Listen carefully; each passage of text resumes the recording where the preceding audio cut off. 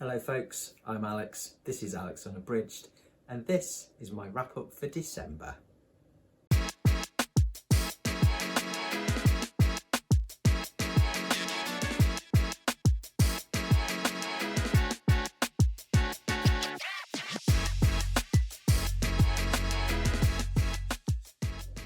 So welcome or welcome back if that is the case.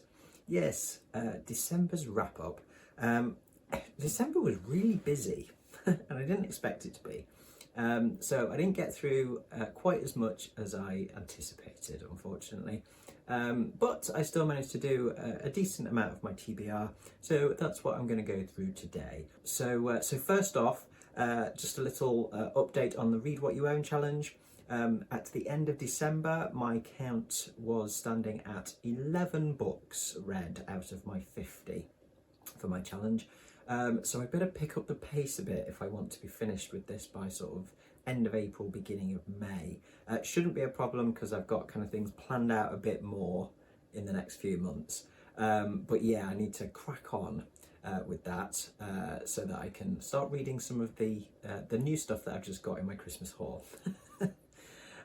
So 11 is where I'm up to at the moment.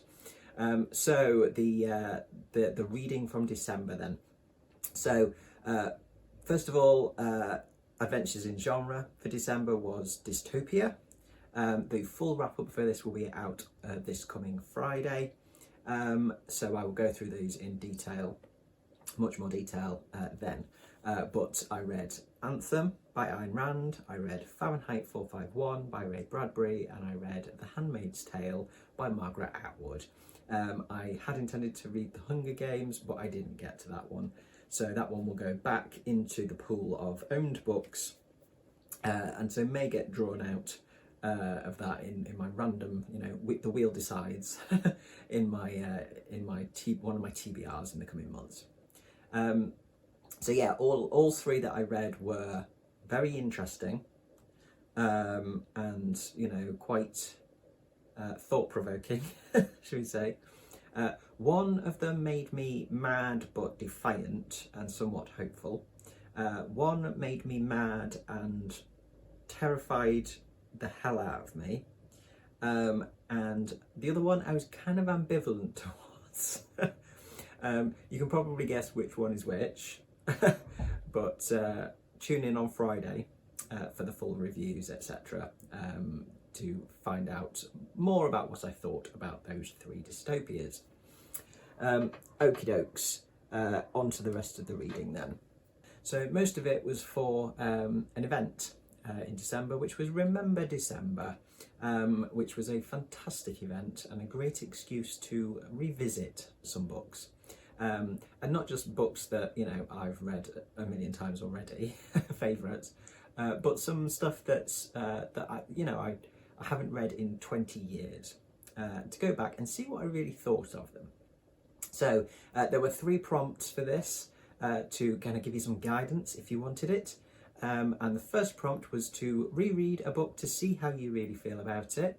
And I picked one that I really disliked the first time around, and that was Misery by Stephen King. Anybody who's watched the channel for a bit will know that I'm generally a Stephen King fan, but Misery I read when I was probably late teens, and I just didn't like it at all. I was really disappointed with it. I just did not get on with it at all. It just wasn't what I was looking for at the time for my Stephen King fix. So yeah, Misery follows Paul Sheldon, a best-selling novelist who's rescued from a car crash by the rather unstable, psychopathic Annie Wilkes, who claims to be his biggest fan. And when she finds out that Paul has killed off her favourite character, she holds him captive, forcing him to write a new book that brings Misery back to life, all whilst kind of nursing him. And his, mangled legs, essentially. But she is, she's scary, dangerous, should we say. So how did I get on with it this time? It was okay. I think is what I can say about it. I certainly didn't hate it in the same way that I did the first time around. I certainly wasn't as disappointed with it. I think certainly I can appreciate the writing quality of it, if nothing else. You know, it's got some absolutely fantastic Stephen King writing in it. You know, the character work is excellent, as often is the case with Stephen King, and one of the reasons why I like Stephen King. So there wasn't anything that I could say that makes it bad. It's not bad. It just is. I think it's just one that is just not for me. You know, if you think about it in terms of, you know, if I think about sort of elements of writing of a story objectively, things like, you know, quality of the writing, plot, characters, all that kind of stuff, those would get kind of high marks. But my enjoyment of reading it was quite meh. So as I say, if I look at it objectively, then yeah, it's a good book, but it's just not for me.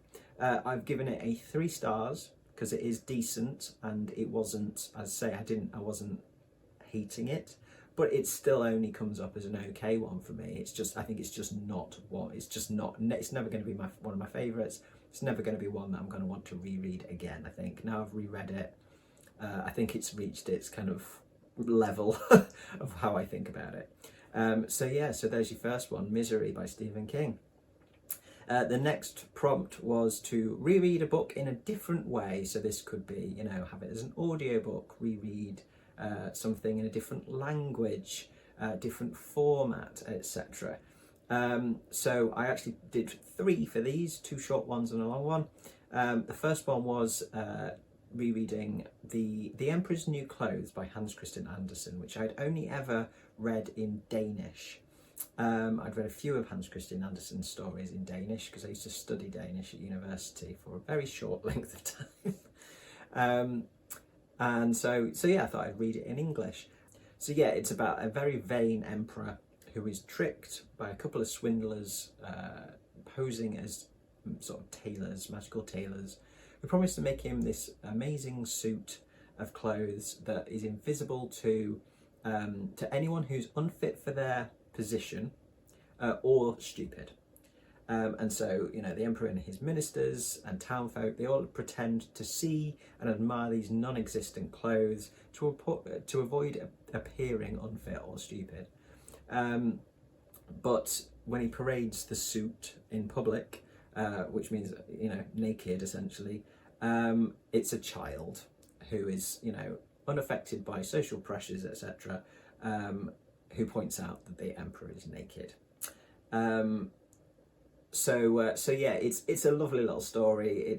I think you know, it was always one of my favourites when I read some in Danish. So yeah, so it's a lovely little traditional story.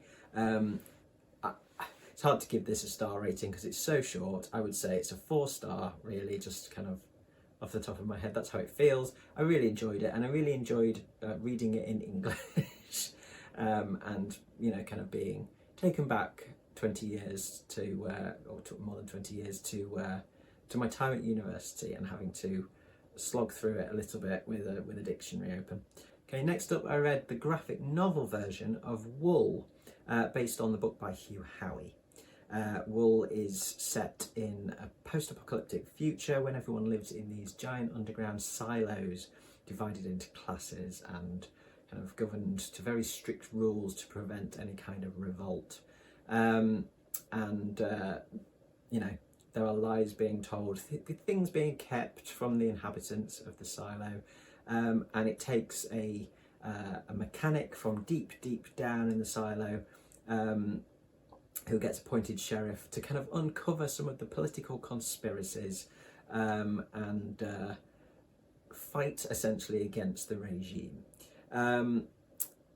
This is a decent adaptation, actually. I think it was like 150 pages or something like that. So it was about 5 or 6 issues to cover the whole of the first book of the Wool trilogy.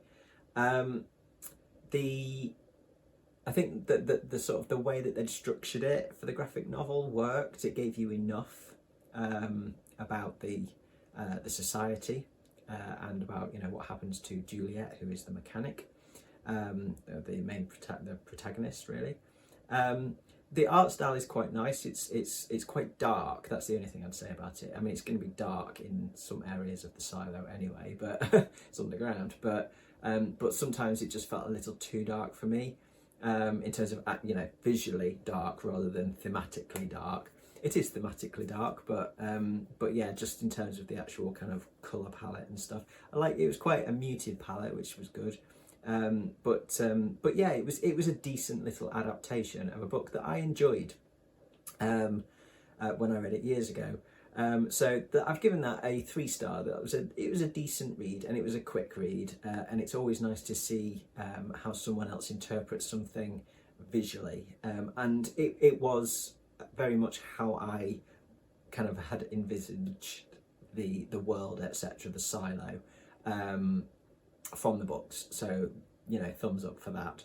I definitely think they captured the atmosphere quite well. And then the other one that I read for that prompt was The Exorcist, the 40th anniversary edition. So I read an edition that probably came out in the 1980s, I should think, when I read that, and it's a long time since I've read The Exorcist, although it is one of my top 10 all-time favourite books. So I know it quite well. I have reread it a lot, although not for about 15 years before this. So yeah, I think everybody knows the story of The Exorcist now. I won't go through that. So yeah, what was different about this was that there are, you know, this is kind of Blatty coming back to it, you know, 40 years later, and making the changes that he kind of didn't feel he could make when it was first published. There is an author's note in it, or an introduction by Blatty, where he kind of says he was quite rushed to kind of get it sort of edited and finished and out, because something else came along, a screenplay job came along, and he kind of went with what his editors said, and he didn't have time to kind of sort of really tweak it and finish it to how he wanted it. So this is his chance to do that. There isn't a huge amount of change to it. Some of the dialogue, I think, is slightly different. The ending is far more obvious, I think, from what I remember. It felt more obvious, although whether that's because I've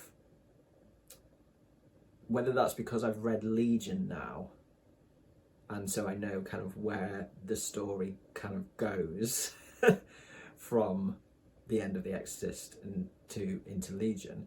I'm not sure, but yeah, the ending, it just felt more obvious from what I remember. There is an additional scene in there, a decent, you know, quite not lengthy, but you know, a fair chunk, which is an additional scene with an additional character that comes into it, which again, in the author's note, Blatty sort of says, "Oh, you know, I think some readers may find this the most chilling scene in the whole book." And I thought, "Oh, what's this then?" And when I got to it, I was like, "Oh, kind of a bit of a letdown, that one." I don't think it adds anything, to be honest, to it. I think it's completely superfluous. I don't think it adds anything major to the story or to how you interpret the characters and what's going on, etc. I think I don't think it's necessary. It wasn't a badly written scene or anything like that. It's perfectly fine for it to be in there, but I think Blatty somewhat oversold it in the introduction. So yeah, it wouldn't bother me if it was in there or not, to be honest. As I say, I don't think it really adds a huge amount. I don't think any of the additional content really kind of changes it for me at all. It's still a cracking book. It's still going to be it's still in my top 10. It's a 4.5 out of 5 from me, 4.5 stars. I love it. I think it's absolutely fantastic. I'd forgotten how atmospheric the writing is. I've forgotten that much. I've forgotten also quite how melodramatic it is at times, which some of it is humorous in its melodrama to a certain extent, But then some of it is deeply chilling and verging on the disturbing, I guess, for me. But that's what I love about it, and it still gives me chills. It really does still give me chills. And this must be like the. I should think I've read it sort of coming up 15 times now. I should think. But yeah, it still has a major effect on me. It's still a cracking story. It's a great exploration of faith and doubt, nature of evil, all that kind of stuff. And it's just a really engaging and compelling story. So yeah, still on the top 10, a 4.5 out of 5. And then finally, the last prompt was to reread a book you don't really remember. And that one is Slaughterhouse-Five by Kurt Vonnegut. I must have read this when I was about 18, 19 maybe. I would have been at sixth form, I think. And I think a friend had read it and said, "Oh yeah, no, read this, it's great." And I read it and I remember enjoying it, but I remembered very little about it. For anybody who doesn't know it, it tells the story of Billy Pilgrim, who's an American soldier in World War II, who becomes unstuck in time after being abducted by aliens from the planet Tralfamador. He flits between his past, his present, and his future, experiencing kind of key moments of his life in a very non-linear way, which also includes his time as a prisoner of war in Dresden during the horrendous firebombing of the city. I'm not surprised that I kind of didn't remember it hugely from being that young, and also kind of going, yeah, I enjoyed it, but because now with 20 years on me and a bit more kind of world experience and just knowledge and just I'm a different person now, this hits very differently, very, very differently. This is outstanding. It's a classic for a reason. Yeah, there's so much about this that I could say. It'll all have been said before, but yeah, I absolutely loved the writing style. Vonnegut's narrative sort of technique is it's really engaging. The way he's combining science fiction stuff with very stark real life experiences works really well. It really kind of it really portrays, I think, the kind of the horrors of war, the tragedies of war. I really like the sort of philosophy side of it, the sort of thoughts, or the the kind of discussion, if you like, around things like free will and or the insignificance of it. I really liked that kind of discussion, but that's the sort of philosophy and discussion that I really enjoy anyway. And just the kind of the way that he writes about death, the reuse of the phrase "so it goes" after every mention of death, even if it's not a person's death, even if it's kind of a not a literal death. That it's always used this "so it goes, so it goes." Yeah, there's so much in this. I mean, I really loved the sort of black comedy of it, the satire, the snark that is in here, the structure of it, the portrayal of the violence of war, I think, is extremely affecting, and the mental effects that it has on soldiers, PTSD essentially, and trauma. It's a phenomenal book. It's a phenomenal book, and Vonnegut is now absolutely on my list of I need to read a lot more by Vonnegut. And I've just bought one in my haul.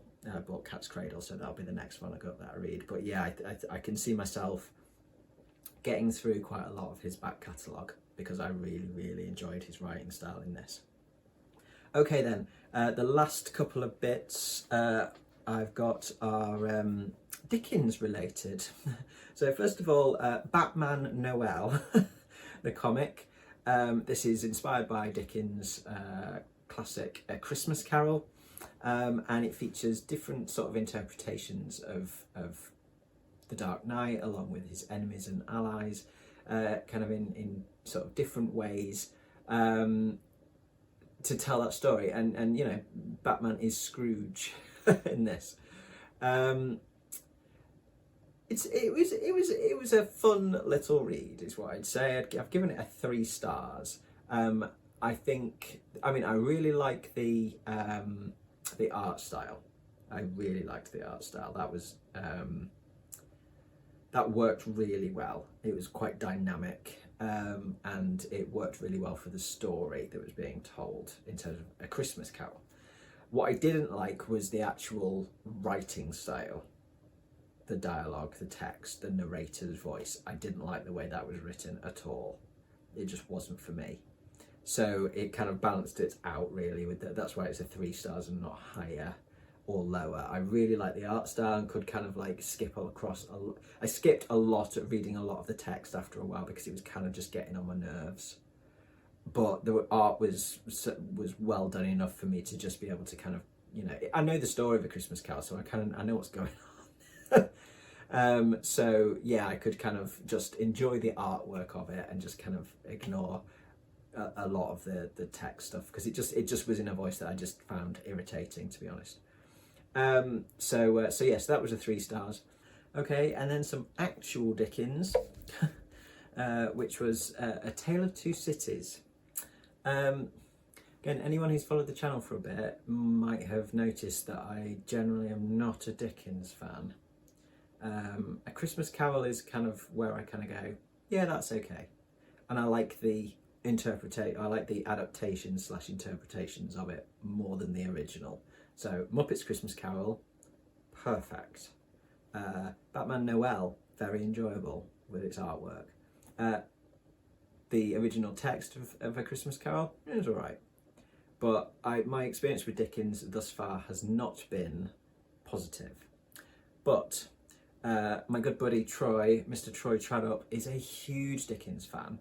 And so I said that I would try some more Dickens, and I gave Troy a choice of 2, either Tale of Two Cities or Hard Times, which is the other one that I have, and Troy picked this one. So this was the one that I tried.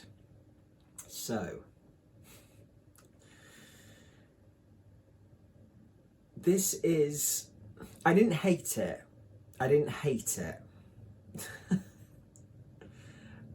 Which is a positive. This is not a DNF, as in a did not finish. This is an HNF. This is a have not finished.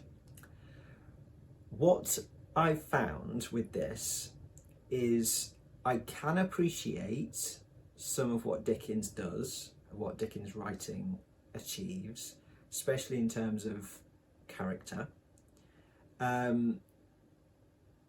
But a little bit of Dickens goes a hell of a long way for me. I started reading this in this copy and didn't get very far. I struggled a lot with it. I just couldn't get engaged with it. I was just not getting into it. So I switched to the audiobook, which I have access to as part of Audible Plus, and listened and read along, and then listened just kind of whilst I was washing up, or you know, that kind of thing. And I found that the Audible was far better for me, far better for me. But it was still very much a case of a little goes a long way, because, and this is going to be extremely hypocritical of me, I am aware, but my God, Dickens uses a lot of words. There's, you know, why say something in one sentence when you could use a whole page to do it? And in some cases, I appreciate that, because I appreciate the descriptive quality. I can appreciate the writing. And when it comes to things like some of the descriptions of place, It's extremely evocative. But then in other instances, I'm just like, oh, come on, dude. So yeah, I can only listen to it for a very short amount of time in one sitting. It's just too much otherwise, and I get frustrated with it. So it is an HNF, as in have not finished, and I will continue to listen to it in little bits over the next however many months. And one day it'll just pop up on a wrap up and I'll have finished it and I'll be able to give you an actual verdict on it. But it's definitely a step up in terms of how I feel about Dickens, or at least this Dickens, from my previous experience. It's, you know, I've not thrown it out the window in a rage, which is, you know, as I say, a definite step up in my opinion. So yeah, verdict still to be decided at some stage, but it's, yeah, it has potential, is what I'll say. So yes, that's that one. The other one that I didn't get to in December, which I planned to read kind of like, you know, the weekend of Christmas Eve and kind of over Christmas Day and such like, was this one, The Invention of Hugo Cabret by Brian Selznick. I just didn't get time, and I was kind of gutted because I really want to read this. So this one is going on February's TBR as one of my dealer's choice. I've already decided that now because I really want to read it. I wanted to read it since I got it, since a lovely friend sent it to me, and I'm putting it in the schedule now so I actually get through it. So yeah, February's going to be one of those months where I'll probably pick a load of stuff that I think will just be really lovely reading, because it's kind of a bit of a mental health, you know, roller coaster sometimes for me, January, February. So I want some lovely reading, some magical reading, and I think this one will be one of those. So yeah, that's going in for February, seeing as I didn't manage to get to it at Christmas. So that is it. That is everything that I read in December. So yeah, the Adventures in Genre December was for Dystopia wrap up will come on Friday, and then a week today I will be going through my new rating system. Everything that I read up until the end of 2023, so these books included, I've kept on the 5-star rating system. Everything going forwards from the 1st of January through will switch into a new rating system, which is a little more complicated, shall we say. So I'm going to go through that so you can see where I'm coming from with how I rate books going forwards. So that's what's coming up in the next week. So that'll do from me today. Thank you very much for watching as always, folks. Do drop your thoughts in the comments down below. Always lovely to hear from you. If you enjoyed this video, please do consider giving me a like and subscribing if you're not already, for more bookish ramblings coming very soon. But from me, for now, that's ta-ra.